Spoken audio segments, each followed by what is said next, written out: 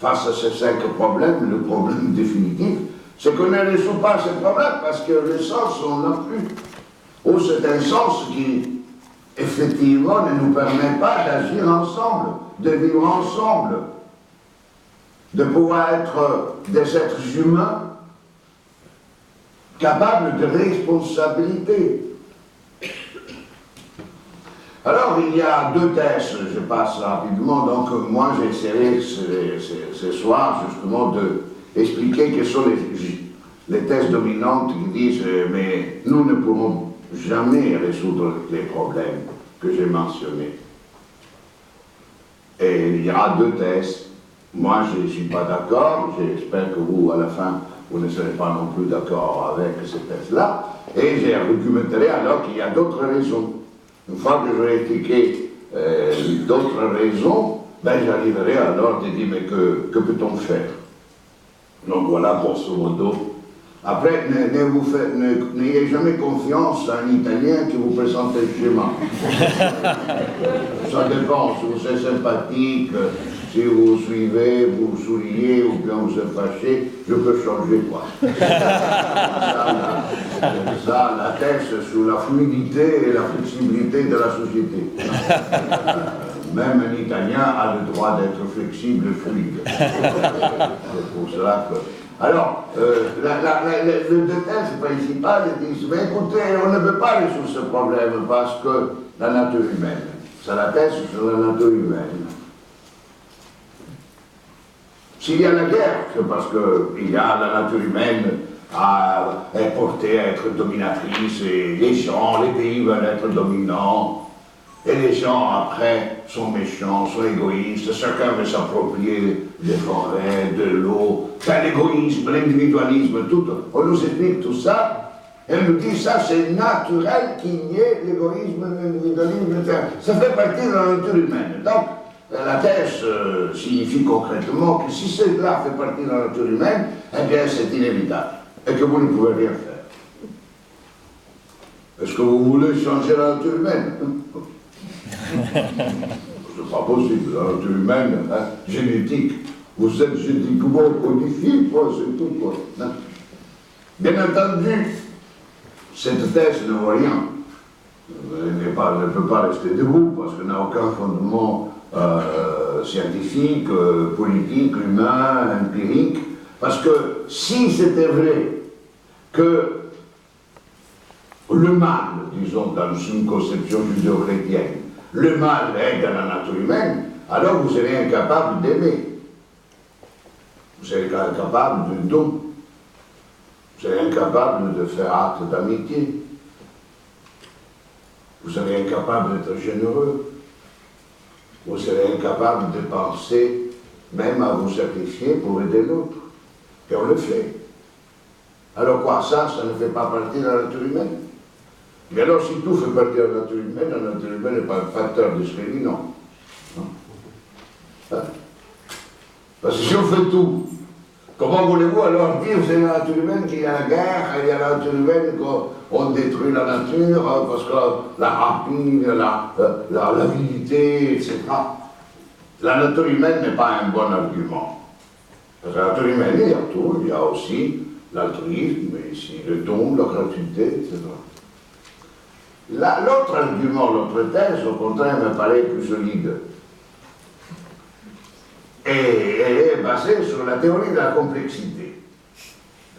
Les dominants disent on ne peut pas changer le monde. C'est désormais, oui, peut-être il y a 100 ans, peut-être il y a 300 ans, mais aujourd'hui le monde est tellement complexifié, il est tellement lié d'interdépendance qu'on ne peut pas changer le système.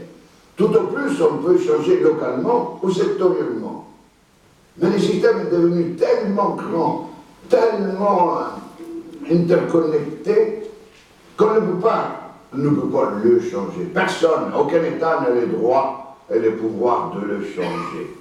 Et d'ailleurs, c'est une thèse assez pertinente. Si nous regardons la crise, la réponse qu'on a donnée en 2008, vous vous rappelez, on avait identifié que c'était les banques qui avaient était à l'origine de cette crise. Et on l'avait identifié, on avait vu et su ce que j'avais commis comme faute, comme stratégie, comme erreur. On a trouvé le coupable, c'était elle, pas le coupable bouc émissaire, mais le coupable vrai. Et on les a sauvés. La solution, c'était qu'on les a sauvés. C'est extraordinaire. Que vous trouvez un coupable, vous le sauvez. Pourquoi? Too big to fail. Vous vous rappelez? Ils sont trop grands. On a dit, les banques sont désormais trop grandes pour faire faillite. Parce que si elles font faillite, ben, tous les systèmes s'écroulent. Il a du vrai un peu dans ça. Et c'est vrai que, par exemple, si vous terminez la guerre, eh bien, vos rafales, vous ne les vendrez plus. Et votre puissance nucléaire, non plus. Et la France s'écroulerait doucement.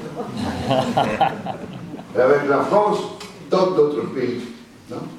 C'est pas possible. Aucun dirigeant français, et je pense aussi qu'aucun Français, pense que la France ne sera plus nucléaire. Sauf si les autres aussi ne deviennent. Mais tant que les autres sont nucléaires, la France est pas nucléaire, bien entendu. Donc, l'idée que l'interdépendance a créé des systèmes si complexes qu'on ne peut pas les changer totalement, ça a l'air d'être un tout petit peu plus valable, plus plausible, comme on ne peut pas éliminer la pauvreté, on ne peut pas éliminer la guerre, on ne peut pas vivre ensemble, on ne peut pas avoir de rapport avec la nature. Oui, elle a une biocorp qui l'ait fait. Bon, enfin, avant que nous change le monde. Et c'est pour cela qu'on nous a dit, depuis des décennies, ben, il n'y a pas d'alternative au système. Tu peux changer avec le petit c, minuscule. Tu peux changer l'éclairage à Lorient. Tu peux changer la banque X à Nankong. Tu peux modifier le maire de Johannesburg. Oui, mais c'est le petit c. Les grands C ne changent pas. Le système est désormais trop grand, trop complexe. C'est extraordinaire que cette thèse est enseignée aussi dans nos universités. Et au fait, cette thèse, qui est un peu plausible, cependant, elle non plus ne tient pas debout à une analyse approfondie. En quelques mots, le fait a un défaut théorique fort. Elle n'admet pas le changement du système. Et ce n'est pas possible. On ne veut pas imaginer un présent, un devenir de la vie sur la planète et de la planète elle-même sans changement, sans rupture. Les ruptures ont toujours existé. Et il y aura le changement même de ces systèmes. L'explication des dominants, c'est qu'eux n'ont qu'un intérêt qu'on change. L'explication des dominés ou des exclus ou bien des victimes de ces systèmes, c'est de reconnaître qu'ils n'ont pas le pouvoir politique pour changer le rapport de force. Mais l'histoire a montré que plus un système est complexe, plus il est fragile et plus il est vulnérable. Et il peut changer.